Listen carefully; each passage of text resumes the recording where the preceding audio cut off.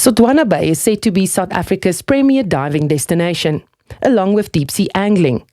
It reels in thousands of tourists annually and ensures a constant income for locals in the area. These activities are highly regulated, and those who operate here must ensure that their clients understand the do's and the don'ts before they go out to sea. I just want to let everybody know and remind everybody that Sodwana Bay is an iSimangaliso Wetland Park as well as a World Heritage Site, so please do not touch any of the reef or fish. In addition to diving, Sodwana Bay can truly boast about that big fish that did not get away. The largest blue marlin ever caught in South African waters, weighing in at 521 kilograms. It is, however, not only fishermen who enjoy the pristine conditions. Big trawlers fishing illegally have been spotted in the area regularly, and the occupants are heavily armed. Yeah, it was about a year ago. I was with my brother and we flew over the reef. The reef is 6 to 8 kilometers here from the launch site at Sodwana. We call it KwaZulu. It's right opposite Cozy Bay mouth. So those areas are protected now. We're not allowed to fish there anymore. They closed it roughly 4 to 5 years ago with the new marine protected areas that was proclaimed. We flew over the place and there was 3 boats anchored there. Fish trawlers, not fishing boats, small boats. I would say about these 40, 45 foot trawlers.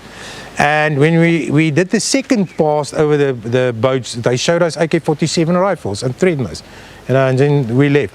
So there's no control. There's no policing of that area. And I want to say there's no policing from the Mozambican border up to Black Rock. This part of the coast is very desolate. This gives the UNESCO site its beauty and charm. But it's also its downfall, as patrolling here is nearly impossible. There's a crowd here, a clan, a mafia, whatever you want to call it, that do spear fishing for bottom fish illegally. They get fish by bucket loads and they sell the fish. We've reported it in the past to certain members of SABC, and they said to us that they're not going to intervene because their lives get threatened by these, call it mafias. But they take out a lot of fish, especially if you go up to 9 Mile, Mabibi area, you know, where there's not a lot of people and movement around. That's where they do it, and it's bucket loads. I saw the vehicles in Bazwan selling fish in the street by the bucket loads. We found the vehicles here in our local river, Tolasagat, where they're busy cleaning the fish. I took photos today and they threatened me with pangas and stuff.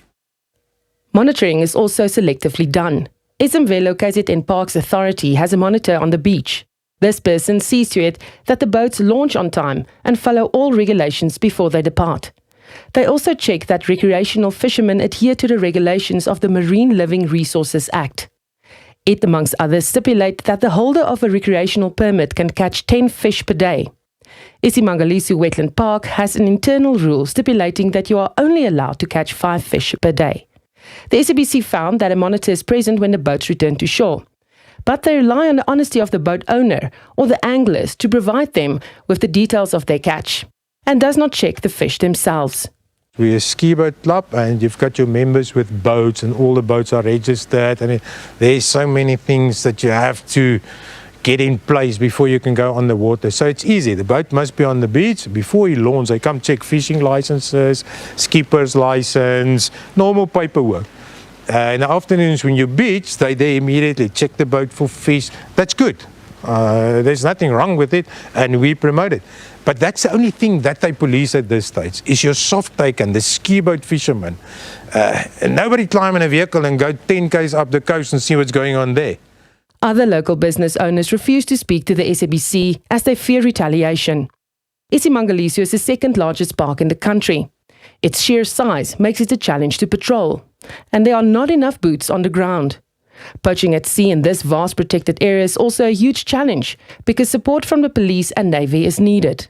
Both these entities are severely underfunded and lack resources themselves. Those on the ground, however, are trying their best.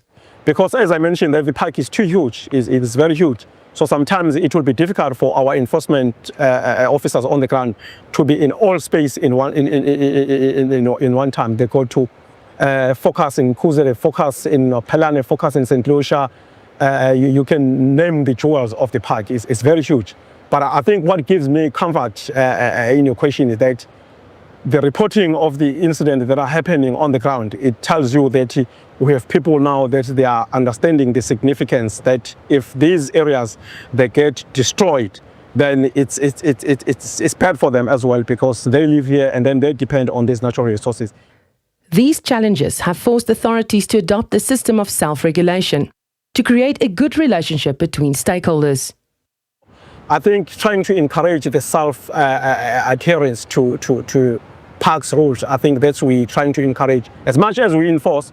But I think for us, we need to also encourage that, so that even we're not there, but we have that comfort that no, those people, they look after their environment. Because for us as enforcement, it's not that we should come here with big guns or whatsoever. We don't want that kind of approach, because it's not helping, and it has been not working for quite some time, you see, because you end up having people who don't understand how you're doing this.